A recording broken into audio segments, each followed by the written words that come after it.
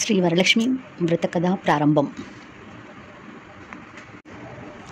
సౌనకాది మహర్షులను ఉద్దేశించి సూతుడు ఇట్లు చెప్పుచున్నాడు. మునులారా, స్త్రీలకు సౌభాగ్యదాయకమైన వ్రతమును ఒకదానిని శివుడు పార్వతికి తెలియచెప్పాను. లోకోపకారమునకై దానిని మీకు వివరంగా వివరిస్తాను, శ్రద్ధగా వినవలసి ఉందన్నాడు. పూర్వము శివుడు ఒకనాడు తన భస్మ సింహాసనముపై కూర్చొని ఉండగా ఇంద్రాది ఇతర దిక్పాలకులు నారద మహర్షి స్తుతి స్తోత్రములతో పరమేశ్వరుని కీర్తిస్తున్నారు.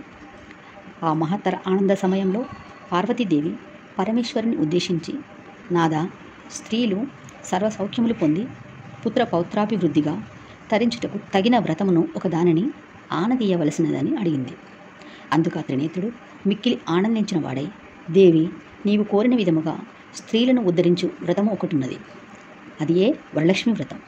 దాని విధి విధానం వివరిస్తాను, విను.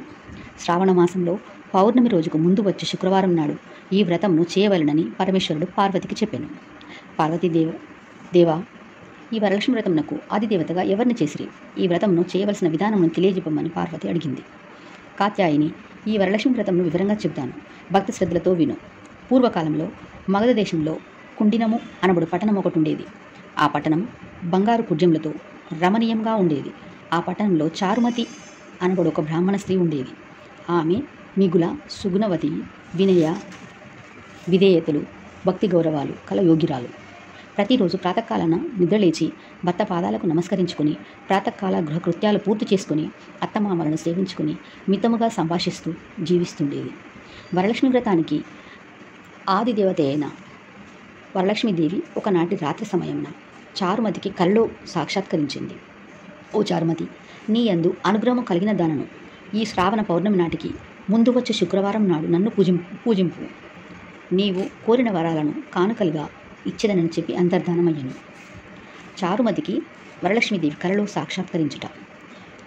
చారుమతి అత్యంత ఆనందమును పొంది, హే జనని, నీ కృపా కటాక్షములు కలిగిన వారు ధన్యులు, వారు సంపన్నులుగా విద్వాంసులుగా అయ్యెదరు.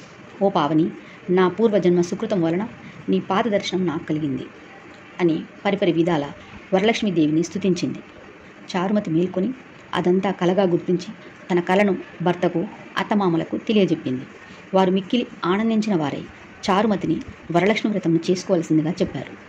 ఊరిలోని వనితలు చారుమతి కలను గురించి విన్నవారై పౌర్ణమి ముందు రాబోయే శ్రావణ శుక్రవారం కోసం ఎదురుచూస్తున్నారు. శ్రావణ శుక్రవారం రోజున చారుమతి గ్రామంలోని స్త్రీలు అందరూ ఉదయాన్నే లేచి తలారా స్నానం చేసి పట్టు వస్త్రాలు ధరించి అందరూ చారుమతి గృహానికి చేరుకున్నారు. ఆమె గృహంలో మండపం ఏర్పరిచి ఆ మండపంపై బియ్యం పోసి పంచ పల్లవాలు, రావి, జువ్వి, మర్రి, మామిడి, ఉత్తరేణి మొదలగు పల్లవం నుంచే కలశం ఏర్పాటు చేసి వరలక్ష్మీదేవిని సంకల్ప విధులతో సర్వమంగళ మాంగళ్యే శివే సర్వార్థ సాధికే శరణ్యే త్రయంబకే దేవి నారాయణి నమోస్తుతే అని ఆహ్వానించి ప్రతిష్ఠించుకున్నారు. సాధ్యమైన వారు స్వర్ణ, రజిత, తామ్ర, మృణ్మయ మూర్తులను ప్రతిష్ఠించుకోవచ్చు. అమ్మవారిని షోడశోపచారాలతో పూజించారు. భక్ష్య భోజ్యాలను నివేదించారు. 9 పోగుల తోరమును చేతికి కట్టుకున్నారు. ప్రదక్షిణ నమస్కారాలు చేశారు. మొదటి ప్రదక్షిణ చేయగానే కాళ్లకు అందియలు గల్లుగల్లున మ్రోగాయి. రెండవ ప్రదక్షిణ చేయగానే హస్తములకు నవరత్న ఖచ్చిత కంకణాలు దగద్దాగాయమానమయ్యాయి. మూడవ ప్రదక్షిణం చేయగా అందరూ సర్వాభరణ భూషితులయ్యారు. చారుమతి యొక్క వరలక్ష్మి వ్రతం ఫలితంగా ఇతర స్త్రీల యొక్క ఇల్లు ధన కనక వస్తు వాహనములతో నిండిపోయాయి.